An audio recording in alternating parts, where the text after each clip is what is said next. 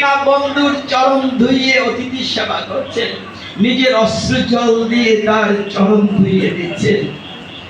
আমরা কি কত অহংকারী, আমরা কি কাজ করতে পারবো? কিন্তু রাজাধিরাজ নিজের নয়ন বাড়ি দিয়ে সুদামার কণ্টকপূর্ণ চরণ দুখানি অশ্রু বাড়ি দিয়ে দিলেন। ভক্তগণ বলেন তো আমরা কি দিতে পারি ভগবান? ভগবান তো জীবঙ্গ বাঁকা হয়ে দাঁড়িয়ে আছেন। আপনি আমি কি নিয়ে এসেছিলাম পৃথিবীতে, কি দেব? আপনার আমার কিছু আছে? আমি ন্যাংটা এসেছিলাম, ন্যাংটা চলে যাব।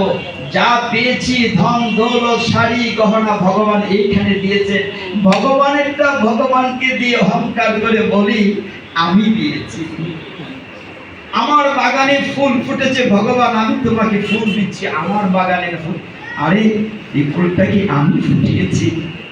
ভগবান সবচেয়ে বেশি খুশি হন যদি দু ফোঁটা অশ্রু জল দেওয়া যায়। ভগবান ভক্তের ভক্তির বড় কামাল। সময় থাকলে চৈতন্য চরিতামৃতের ওই অশ্রু জলের কাহিনীটি বলতাম, মহাপ্রভুর পরম গুরুদেবের কাহিনীটি। সময় নেই। সুদামার চরণ ধুইয়ে দিলেন ভগবান। অত সুন্দর বস্ত্র আমার দামি